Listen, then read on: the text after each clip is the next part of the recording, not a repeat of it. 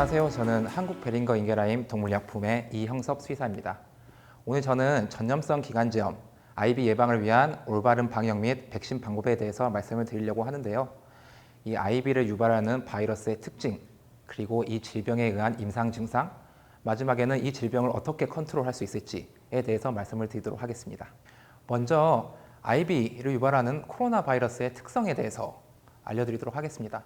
지금 보고 계시는 그림은 이제 IB를 유발하는 코로나 바이러스 하나하나의 모습인데요.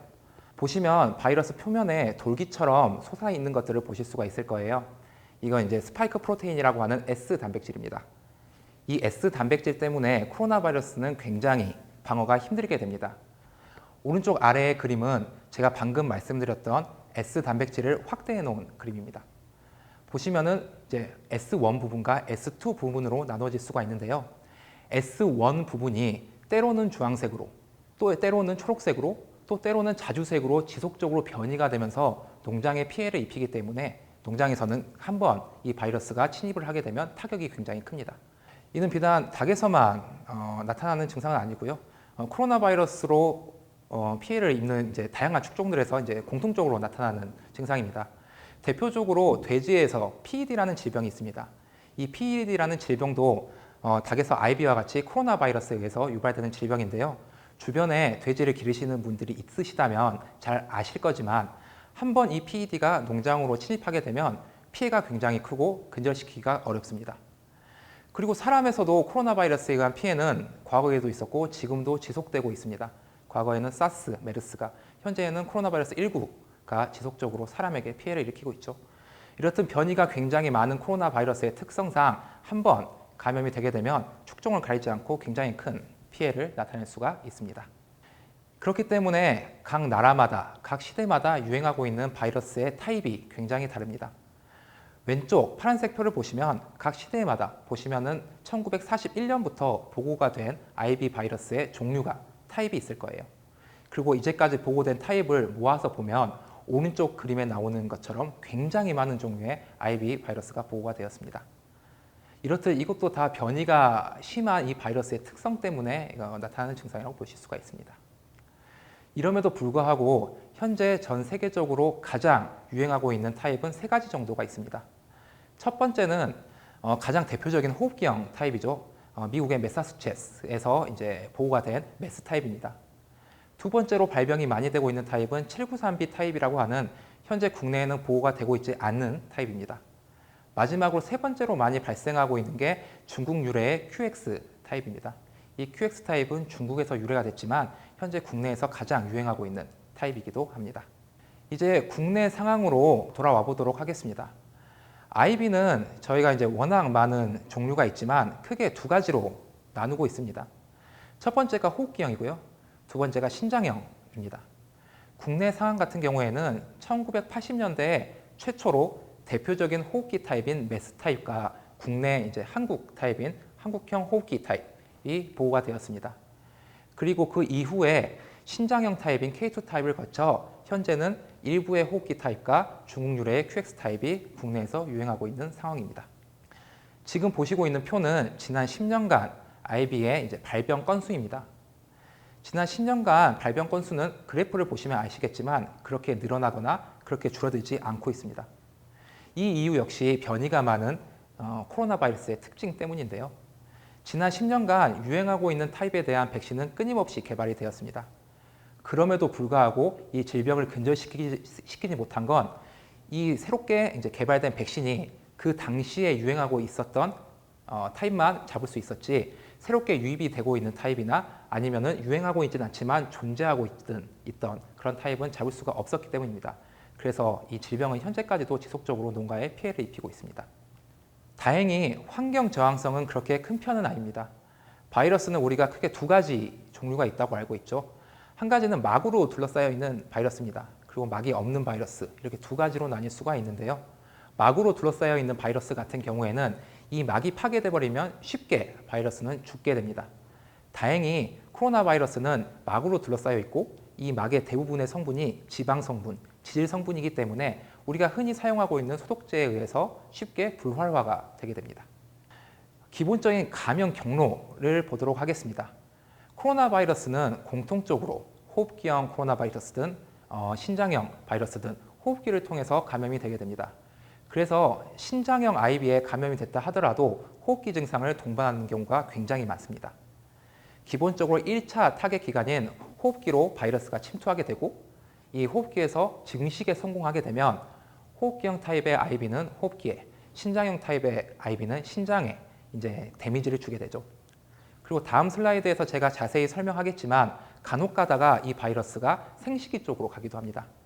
생식기 쪽으로 가게 되면 생식기관이 발달하기 전인 4주 이내에 노출이 되어 있을 경우에는 수란간 낭종을 포함한 무산란계를 유발할 수가 있고요. 그리고 이제 산란기간 전반에 걸쳐서 감염이 되게 되는 경우에는 그 생산성의 하락, 그러니까 산란율 자체의 저하 플러스 오파람 발생 비율의 증가 등의 임상 증상을 일으키게 됩니다. 지금부터는 임상 증상을 하나씩 보도록 할게요. 먼저 호흡기의 임상 증상을 보도록 하겠습니다. 당연하게도 호흡기를 통해서 감염이 유발되는 질병이다 보니까 1차적으로 호흡기 증상이 나타나게 되는데요. 먼저 오른쪽 가장 위 그림을 한번 보시기 바랍니다. 코 쪽에 딱지 같은 게 붙어 있는 것을 보이실 수가 있을 거예요. 이 딱지가 이제 앉는 건 콧물이 나온 거죠. 콧물이 나오고 이제 그 상태에서 사료를 쪼고 계산에 먼지가 달라붙어서 이렇게 딱지처럼 돼 있는 겁니다. 그 밑 그림은 이제 전형적인 호흡기 증상이죠. 눈 주위가 붓고 얼굴이 부어 있는 증상을 보이실 수가 있고요. 오른쪽 맨 아래의 그림은 입으로 숨을 쉬는 개구호흡 증상을 이제 보이실 거예요. 이 개구호흡 증상이 보이는 이유는 1차적으로 이 바이러스가 호흡기를 통해서 감염된다고 제가 말씀드렸잖아요. 이때 닭에게는 기관이라는 게 있습니다. 우리도 기관이 있죠. 외부의 산소를 받아들이고 내부에 이산화탄소를 배출하는 기관이 기관, 트라키아라는 곳인데요. 이 기관 표면에 있는 섬모라는 걸 이 IB 바이러스가 파괴하기 때문입니다. 이 기관의 표면에 있는 섬모의 역할은 외부에서 들어오는 나쁜 이물질을 바깥으로 배출하는 역할을 하는데요. 이 섬모가 파괴되다 보니까 이 기관 내부에 염증성 물질이 쌓이게 되고 기관의 내부의 공간은 좁아져서 산소와 이산화탄소의 교환이 원활하게 이루어질 수가 없게 됩니다. 그래서 닭은 산소를 최대한 많이 받으려고 혹은 이산화탄소를 최대한 빼내려고 입으로 숨을 헐떡이면서 쉬게 되는 겁니다. 그래서 이런 개체를 부검을 해보면 기관, 기낭에서 염증성 물질을 쉽게 보실 수가 있습니다. 다음으로는 신장형 타입의 IB의 임상 증상을 보도록 하겠습니다. 호흡기를 통해서 증식에 성공한 신장형 IB 바이러스는 신장으로 이동해서 신장에 데미지를 주게 되죠. 육안으로 볼 수 있는 가장 흔한 임상 증상은 신장이 이렇게 튀어 올라와 있다는 겁니다. 원래 신장은 선명한 자줏빛 색깔을 띠면서 어떻게 보면 붙어 있죠. 평평하게 붙어 있는데 신장에 데미지가 주게 되면 신장이 종대가 돼서 뇌처럼 부어오르게 됩니다. 그리고 신장의 역할을 제대로 못하게 되는데 신장의 역할이라 하면 내부의 어떤 노폐물을 바깥으로 배출해주는 역할을 하거든요. 이게 잘 안 되다 보니까 내부에 독소가 쌓여서 요산이 침착된다 하죠. 왼쪽 아래 사진처럼 두 줄로 선명하게 요산이 침착이 되게 됩니다. 호흡기 증상과 신장 증상보다 더 중요한 게 2차적으로 이제 세균의 복합 감염입니다. 앞에서 잠깐 설명드린 것처럼 IB 바이러스가 호흡기를 통해 침입할 때 기관의 섬모를 파괴한다고 말씀드렸습니다. 섬모가 파괴되다 보니까 외부로부터 쉽게 바이러스나 세균이 침투를 할 수 있고 임상 증상을 유발할 수가 있어요. 가장 우리가 주변에서 흔하게 볼 수 있는 세균이 대장균과 마이코플라즈마입니다. 그래서 IB에 의해서 폐사된 개체를 부검해보면 보시는 사진 같은 증상이 굉장히 많이 나타나게 돼요. 심장의 외막에 염증이 쌓여있는 심외막염이나 아니면 간에 막이 쌓여있죠. 간포막염. 그리고 오른쪽 그림처럼 대장균성 복막염이 이제 보이는 것을 많이 보실 수가 있었을 겁니다. 지금부터는 생산성 위주로 초점을 맞춰서 말씀을 드리도록 하겠습니다. 잠깐 앞에서 설명드린 것처럼 이 IB 바이러스는 생식기관 쪽으로도 갈 수가 있다고 하였습니다. 그러면 그 아래 표를 한번 봐주시길 바랍니다. 아래 표처럼 4주령 이내에 이 바이러스에 노출되었을 경우에는 생식기관 자체가 제대로 발달하지 못해서 수란간 낭종을 포함한 평생 알을 하나도 낳지 못하는 무산란계를 유발할 수가 있습니다. 그리고 12주 이후, 그러니까 알을 낳게 되는 그 근방이나 혹은 시산을 한 이후, 그리고 산란한 그 기간 전반에 걸쳐서 IB에 이제 노출이 되게 되면 산란율 자체의 저하나 아니면 오파람 발생 비율의 증가 등의 임상 증상을 보실 수가 있을 겁니다. 그림을 보면서 좀 더 자세히 설명을 해드릴게요. 오른쪽 위 그림을 한번 보시겠어요? 오른쪽 위 그림을 보면 이게 이제 수란관이라는 겁니다. 위에서 노른자 하나가 떨어지죠. 노른자 하나가 떨어져서 저 관을 거쳐서 이제 그 껍질이 생기고 해서 달걀 하나가 생성되는 건데요. 달걀 하나가 생성되는 데까지 걸리는 시간이 한 25시간 정도 걸린다고 해요. 그런데 이 수란관 자체가 오른쪽 그림처럼 이제 수축이 돼버리거나 위축이 돼버린다면 정상적인 계란이 나올 수가 없겠죠. 그리고 이 수란관 자체에 낭종이 생겨버리게 되면 달걀을 생산할 수가 없을 겁니다. 그래서 왼쪽 그림이나 오른쪽 아래 그림을 보시면 수란관 자체에 낭종이 생겨서 알을 낳을 수 없는 무산란계의 모습을 보실 수가 있을 겁니다. 지금부터는 산란율 자체에 이제 초점을 맞춰서 말씀드려 보겠습니다.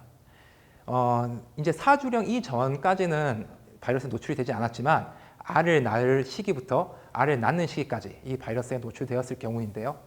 그래프를 보시면 1번부터 3번까지 있을 거예요. 약간 기간을 나눠서 설명한 건데 1번을 보시면 이건 피크 전에 IB에 노출되었을 경우입니다. 이때는 피크 자체를 못 치게 돼요. 그래서 대부분 산란계 농장에서 피크를 못 쳤다 하면 IB를 가장 의심하는 게 그 이유입니다. 두 번째 경우의 수는 피크 때 IB에 노출이 된 거예요. 그러면 급속도로 산란율이 떨어지게 됩니다. 2, 3주 정도 급속도로 떨어졌다가 또다시 급속도로 회복이 돼요. 그런데 회복이 된다 하더라도 이전에 기대했던 만큼 수준의 산란율은 회복할 수가 없습니다.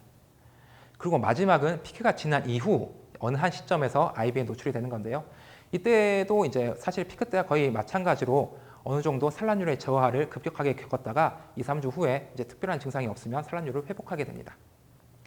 그리고 IB는 산란율 자체의 저하도 일으키지만 달걀의 품질에도 영향을 미치게 되는데요.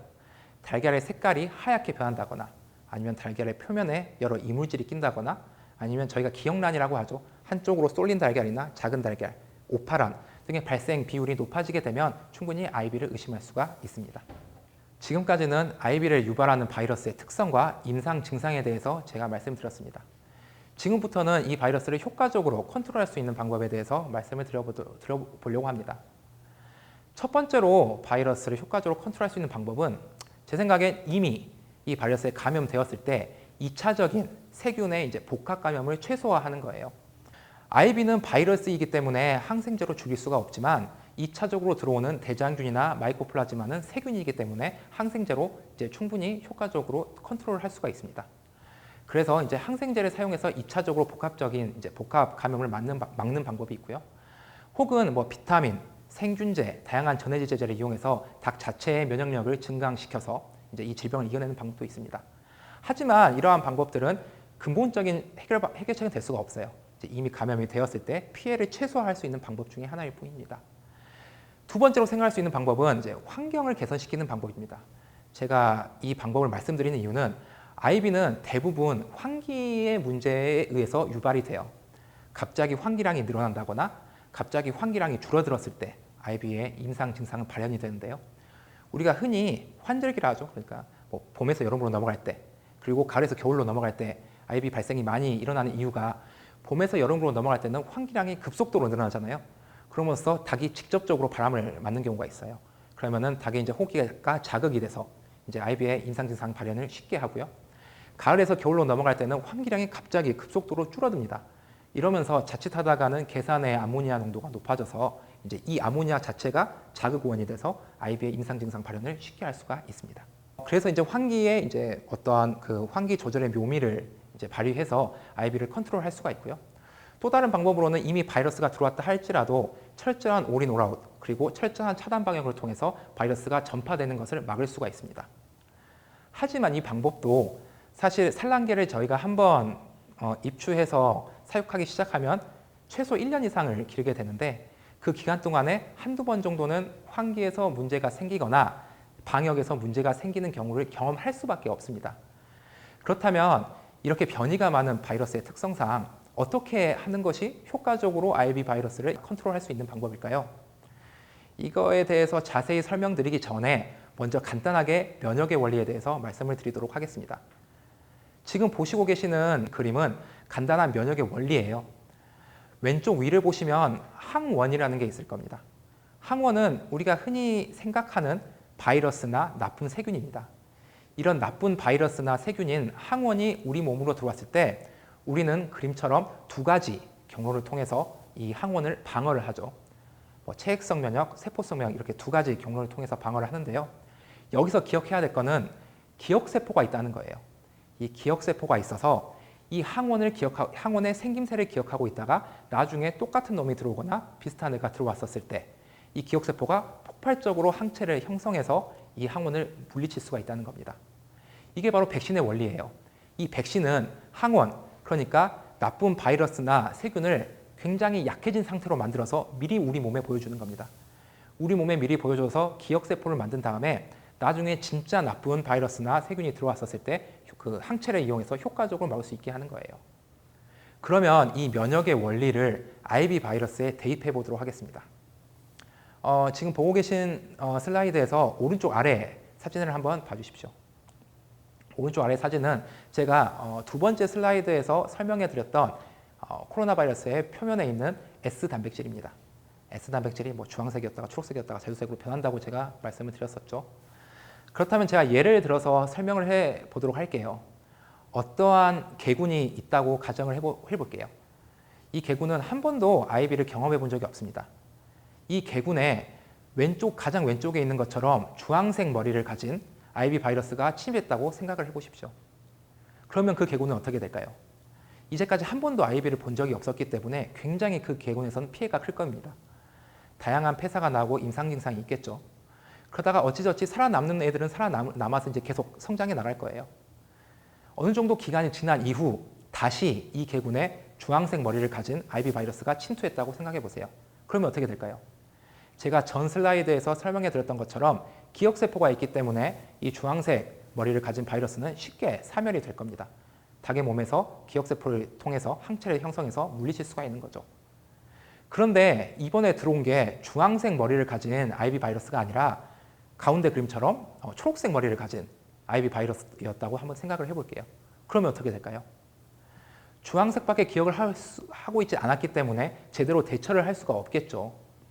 하지만 주황색도 기억하고 있지 않는 한 번도 IB를 경험해보지 않았던 개군보다는 효과적으로 방어를 할 수가 있을 겁니다.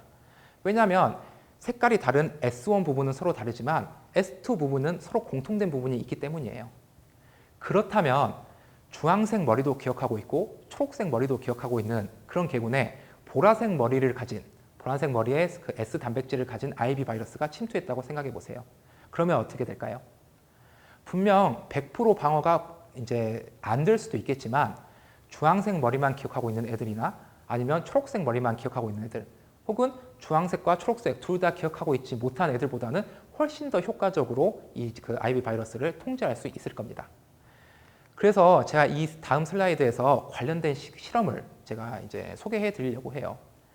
이 표를 보시면 각 나라마다 존재하고 있는 보고된 바이러스, IB 바이러스의 이제 스트레인, 타입이 있어요. 이런 수많은 타입의 바이러스로 실험을 해봤어요. 어떤 실험을 해봤냐면 개군을 세 개군으로 나눴습니다. 첫 번째 개군은 이런 이제 스트레인에 백신을 주는 거예요. 근데 어떤 백신을 줬냐? 아마 이제 표에서 가운데 보시면 MASS라고 보이실 거예요. 숫자 1이 적어져 있죠. 메스 타입의, 그러니까 호흡기형 타입의 백신을 이제 한번 접종을 해봤어요.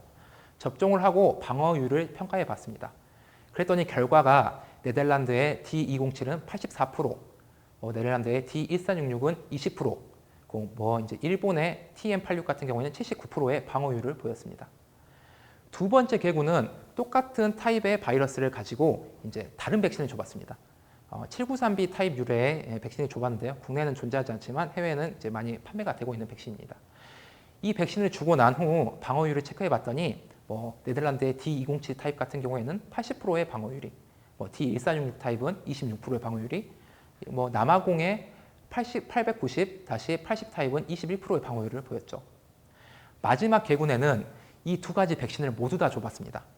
그랬더니 결과가 호흡기형 타입의 백신 하나만 줬을 때보다 혹은 793B 타입 백신 하나만 줬을 때보다 타입을 막론하고 훨씬 더 좋은 방어율을 보였습니다. 한마디로 한 가지 종류의 백신을 맞는 것보다 여러 가지 종류의 백신을 맞는 것들이 이 IB 바이러스를 현재 유행하고 있는 타입이나 나중에 이제 외부에서 유입될 타입, 그리고 현재 유행하고 있지는 않지만 존재하고 있는 타입을 방어하는 데 훨씬 더 효과적이라는 의미예요. 그래서 이제 사실 뭐 저뿐만 아니라 양계 전문가나 양계 전문 수의사분들은 이런 방식으로 추천해 드리고 있어요. 최대한 서로 다른 타입의 바이러스를 정기적으로 접종을 해서 이제 수많은 타입의 이제 그 IB를 방어하자라는 이야기를 많이 하고 있습니다. 그래서 마지막으로 제가 6개와 산란계 백신 프로그램을 개인적으로 추천을 해드리고 오늘 내용을 마치려고 합니다. 먼저 6개부터 보도록 하겠습니다. 6개와 같은 경우에는 사육기간이 한 달 내외밖에 되지 않아요. 그래서 바이러스를 할 수 있는 기회가 굉장히 적은데요. 그래서 6개는 크게 두 가지 정도로 생각해 볼 수가 있습니다. 첫 번째는 부화장에서 IB 백신을 하는 경우예요. 우리가 일반적으로 부화장에서는 ND 백신을 해오고 있죠. 국가에서 ND 백신을 이제 사서 이제 부화장과 농장에 공짜로 공급을 해주고 있기 때문에 부화장에서는 ND 백신을 의무적으로 하고 있습니다. 의무적으로 ND 백신을 할 때 ND와 IB의 합재 백신을 사용하는 경우가 있어요. 이렇게 합재 백신을 사용해서 IB 백신이 접종이 된 상태라면 농장에서는 이때 접종된 IB의 타입이 무엇인지, 예를 들면 부화장에서 만약에 호흡기형 타입의 IB를 접종했다면 농장에서는 6에서 7일 정도의 신장형 타입을, 그리고 부화장에서 만약에 신장형 타입의 백신을 접종했다면 농장에서는 6에서 7일 사이의 호흡기형 타입의 백신을 하는 것을 저는 추천을 해드립니다. 두 번째 경우의 수는 부화장에서 IB 백신을 하지 않았을 경우예요. ND 백신만 했을 경우인데요. 이 경우에는 어쩔 수 없이 농장에서는 한 번 정도밖에 백신을 할 수 있는 기회가 없기 때문에 이때는 그 지역에서 유행하고 있는 타입의 백신을 사용하는 것을 추천을 해드립니다. 다음으로는 산란계 쪽으로 넘어가 보도록 할게요. 사실 산란계는 양계 전문 수의사분들이 다양한 백신 프로그램을 가지고 있어요. 아마 이제 제가 말씀드리는 것도 그분들이 하고 있는 백신 프로그램을 다시 한번 설명해 주는 거일 겁니다. 백신 프로그램 전체를 보면 굉장히 여러 번 IB 백신을 하게 되죠. 이때 특히 생독 백신의 경우에는 타입을 호흡기 타입과 신장형 타입을 이제 번갈아 하면서 하는 것을 추천을 해드립니다. 그리고 시산 한 달 정도 전에 아마 오일 백신을 접종할 거예요. 왜냐하면 오일 백신은 생백신과 다르게 효과가 굉장히 오래 가기 때문인데요. 그런다 하더라도 시산 이후에 4주에서 6주 간격으로는 꼭 IB 백신을, 생독 백신을 하는 것을 추천을 해드립니다.